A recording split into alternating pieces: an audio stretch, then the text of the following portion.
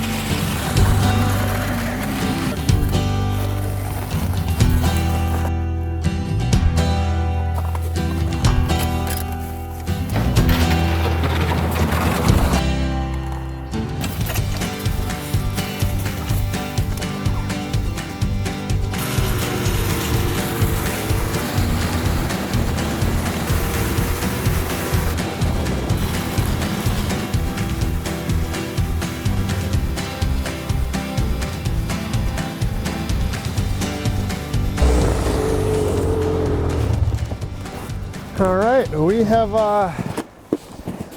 made it, buddy. What are you thinking for today? Hopefully some good action, huh? Some shallow whitefish, Lake Superior. It's kind of that time of year where spring is in the air. We have longer days, warmer temps, sunnier skies, and the fish are kind of realizing that as well. And right now it's kind of a bigger push into shallower water, right? Yeah, shallow fish in the springtime, you can't beat it. So the general reason why there's a lot of shallow fish, and again, our plan for today is to chase after Lake Superior whitefish, which is definitely one of my favorite fish to catch out here, to catch and to eat. They're abundant, they're plentiful, they're put up a heck of a fight. You know, your average size is probably 2 to 3 pounds. They can get up to 10 pounds. You know, they're a very sought after fish in my mind, and you know they definitely push shallow because right now all your smelt are staging in front of all these rivers. I mean, how many rivers do you have in here? You have 10, 15, 20 rivers. Yeah, right, there's a lot of streams that the smelt come to spawn in. So what's happening is the whitefish are pushing in with these smelt. The smelt run up shallow, like we're in the tail end of March now, so they're getting ready to spawn, and the whitefish are following them up. The lake trout are shallow, pushing in with them.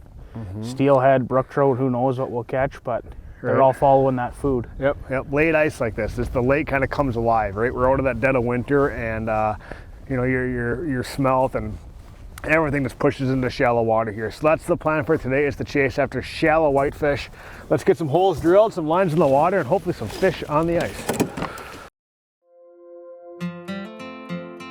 We got our holes drilled, so we're gonna get some tackle in the water. We're gonna focus on smelt imitation baits today, so that's just a jig and a plastic, and the Northland coffin spoon. That's been a real big key to catching these shallow fish. The last little bit here has been small spoons, jigs and plastics. We might utilize a dead smelt on a bait feeder, CCI Deadeye. Our main rods are the 38-inch eye razors. These are incredible rods for these shallow whitefish and walleyes, anything else like that. They're a great rod.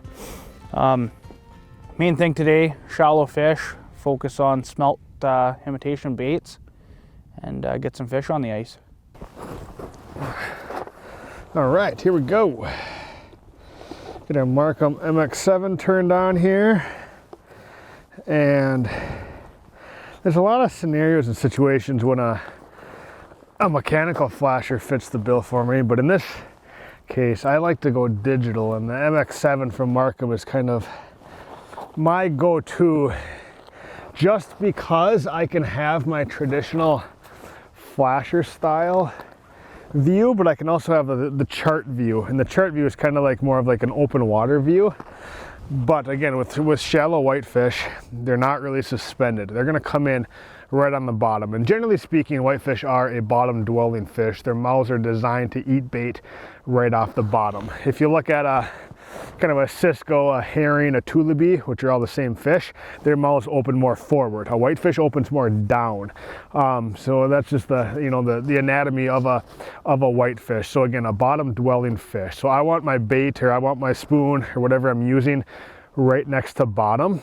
With that chart view, I can see when those whitefish come in. A lot of times their bellies are going to be right on the bottom, right? And they're just going to sneak in, and you may not know they're there. So it's nice with that chart view. It stores information. You can see very subtle differences in the bottom, whether the bottom rises or the bottom sinks. Like, that's a whitefish sneaking in under your bait, and it's just a cue for you to get ready to set the hook, because these fish can be aggressive and they can come in and take you by surprise, that's for sure. So but yeah, I just like to, you know, bang that spoon off the bottom. Again, it's all this shallow water out here. There's a lot of sand and silt, and there's some weeds down there, and I think those weeds kind of give comfort to the smelt. And you know, where there's smelt, there's going to be predatory fish such as lake trout, such as whitefish. I would you know, compare a whitefish very, you know, it definitely compares with the lake trout up here, and their behaviors and their, you know, habitat and kind of how they act and what they feed on a day-to-day basis. So yeah, you know, get down there, stir up that bottom, try to get their attention, draw them in, and then raise up your spoon a little bit and hang on to the rod, because you're going to get hit, and they are an absolute blast to catch. There comes one. I did not even have time to react. That's how ambitious that fish was. He had one thing on his mind, and that was, oh, that's going to be a good one, and that was to eat my bait. First fish of the morning here, buddy. Looks like a good one, eh? Any fish is good through the ice. Any fish is good through the ice. Need a grab or you got him? I got her. We made life easy with the 10-inch alpha. Oh yeah. That there is, come on baby. Good start to the day there. That there is a gorgeous start to the day. And that, look at that. That Northland spoon is just gone, like absolutely gone. That's cool.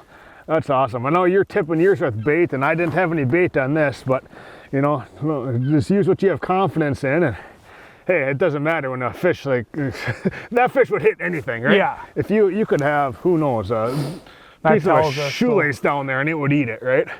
That tells you that these fish are fired up. There's a lot of smelt around. We've been seeing some on our graphs, and it's gonna be a fun day, I can tell you that much, huh? Hopefully they eat like that all day. Right, yeah, it's just bunk. Like, from the time I graphed them to the time I set the hook was probably, I don't know, 1.5 seconds, 2 seconds. I barely had time to get my gloves off, but that is what we like to see, and we're gonna be keeping whitefish today because they are by far my favorite fish to eat, especially in the winter time. So we're gonna perform some surgery and get this Northland macho minnow out of its throat and put him on the ice and catch another one. That's a good start, buddy. I like it. Awesome. I like it. Let's get some more.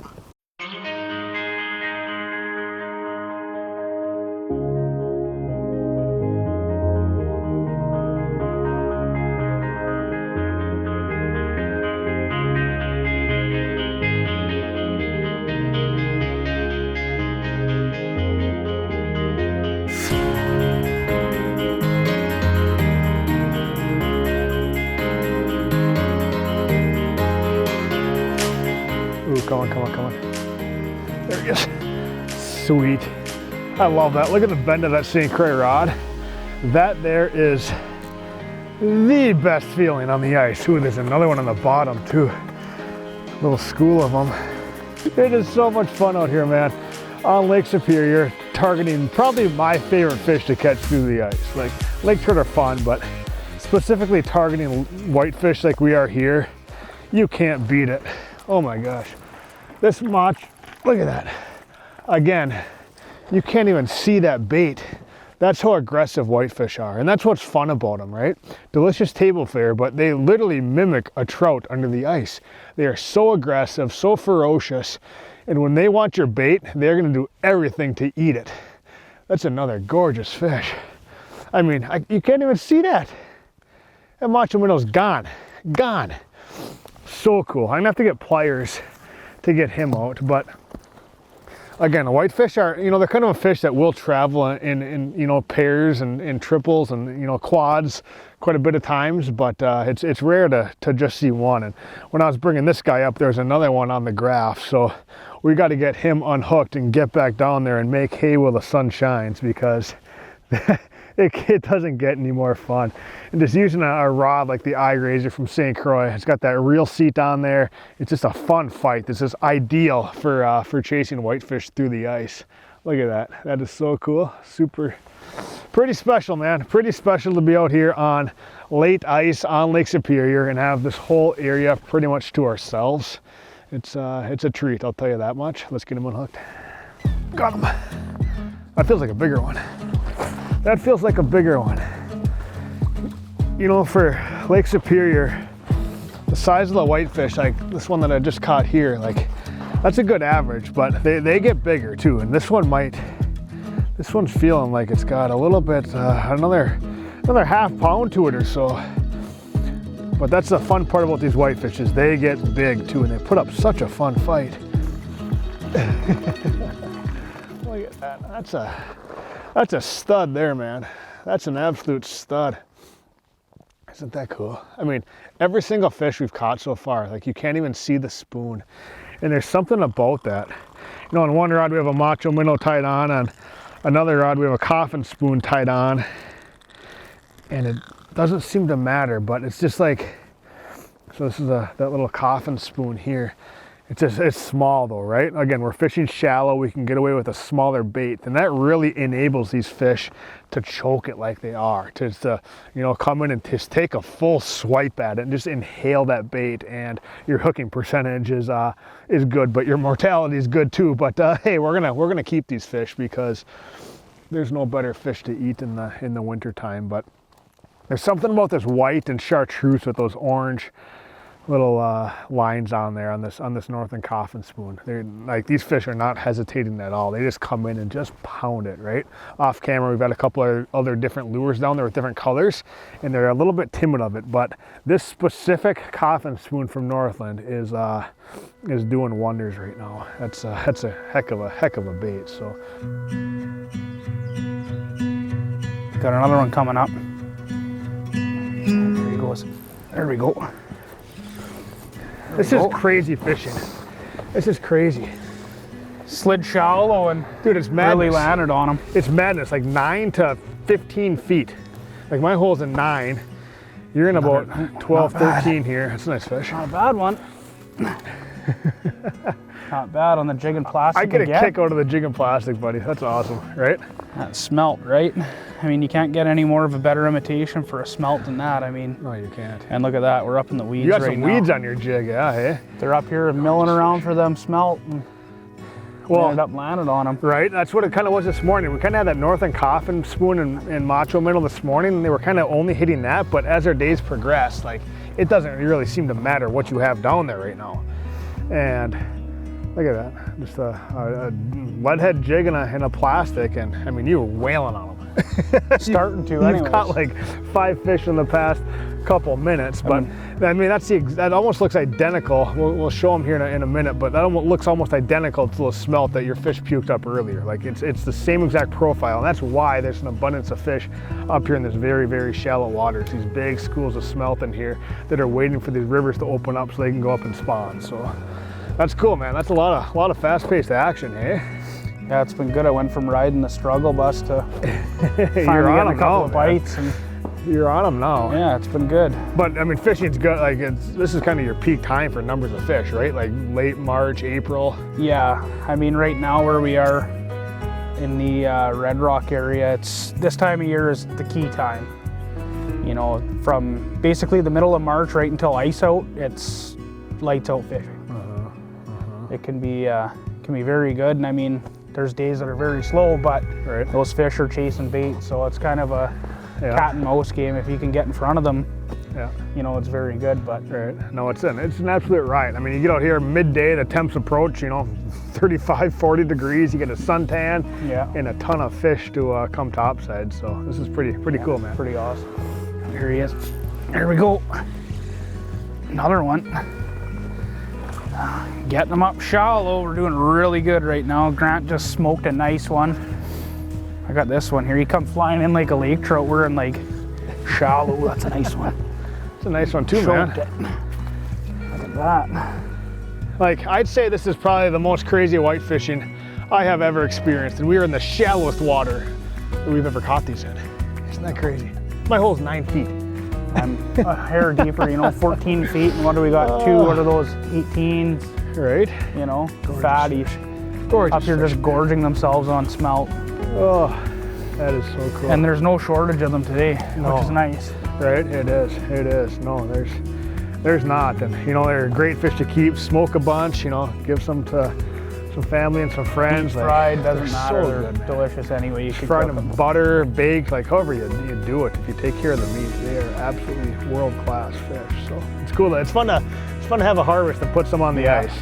You know, all winter long, it's all, you know, pretty much all catch and release, right? But these are one species of fish that we'll throw some topside and enjoy. Oh yeah. Doesn't matter how you cook them, they're good. Well, it's nice this time of year, right? Like you can fish all day, throw them on the ice. You get home, they're not rock hard. No. You can, right? Yeah, you don't gotta thaw them out for 2 days. Correct. It's like 40 degrees right now, so Yeah. it's a good time of year to keep fish if you're going to keep them. And we're certainly doing that. Yeah, they fight good too, and Yeah. they're aggressive. They're eating plastics, they're eating spoons with no bait on them. We Doesn't haven't matter right tipped now. anything right now. This morning we started out, I tipped my spoons this morning. I didn't have much luck, and Yeah. it's just fired right up now. Right. Yeah. We're No, midday and we're just beating on them, so. World class fishing, buddy. I Got love that it. right. Nice work. Awesome. There he is. Another one. And that's what white fishing is all about. Numbers of fish on a awesome spring day. There's just no limit to how shallow, ooh, that's a good one, how shallow these whitefish can be. Oh, look at that. That's a chunky one there. But again, there's really no limit on how shallow or deep whitefish will be. And that's kind of what I find is the funnest part about them is, you know, yes, we're targeting shallow fish today, but you know, you could go out there in 70, 80, 90 feet and catch whitefish too, right? But there's just an abundance of them that pushes in shallow in springtime like this that, you know, are definitely chasing and you know, following those smelt as they stage for their spawning season. So, you know, just coffin minnows, no bait needed. Like, you work that bait and it has such a nice flutter action to it. These whitefish engulf it, so no bait needed. And another beautiful fish on the ice. Shallow, 15, 16, 17 feet. It's like we just kind of keep moving around a little bit and keep pushing shallower and shallower, and hey, we're still catching fish. But that's what I love about them. Such a diverse fish, and definitely one of my favorite species here on Lake Superior.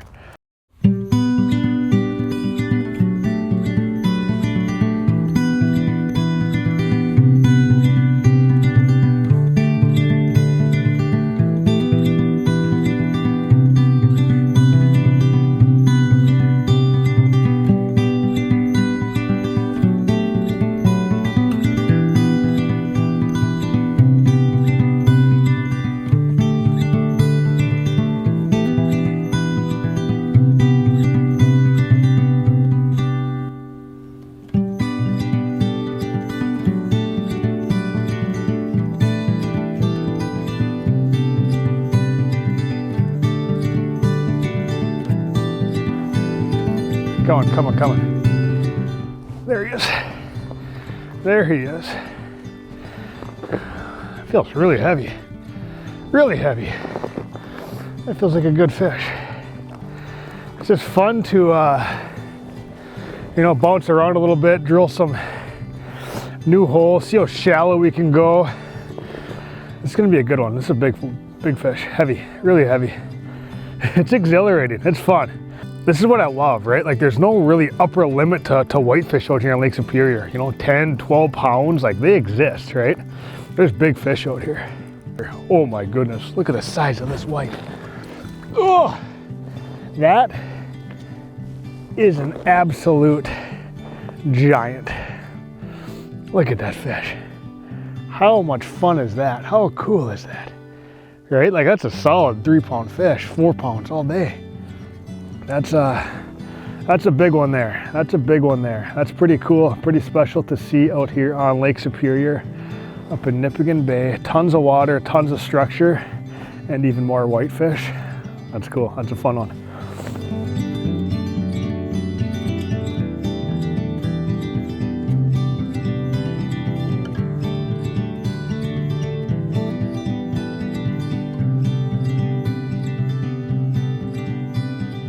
Another one coming. There we go. Awesome. You gotta grab that transducer just coming there, over Matt? Awesome. Just coming over to check on you. Another good one on, feels like. The madness, it hasn't stopped all day, man. It's been a great bite. You got a good one here. Oh yeah, Not that's bad at all. It's a good one, man. It's a good one to end the day Sticking on, I it out think, with that jig head in the smelt plastic. I love it. I love it. But what a day. What a day, man, huh? It's been a lot of fun. There's no better way to spend a late March day on the ice doing this. Like just tons and tons of fish, pleasurable temperatures. Like you can't beat it, right? Like, and the fish are hungry. Yeah, it's been awesome. We're catching them no bait all day. Right. You were using spoons with nothing on them, and I've been fishing a jig. I caught a few fish on spoons, and it's been just a lot of fun. It's lights out. It's truly lights out, and this is my favorite time of year to get out here on the ice. You just have active fish. It's plain and simple, active fish, enjoyable temperatures, and you know, you can't beat it. So awesome day chasing these whitefish in shallow water. Find the smelt, find the weeds. These guys are not going to be far behind. So from Tori and I, thank you guys for watching. We'll see you next time.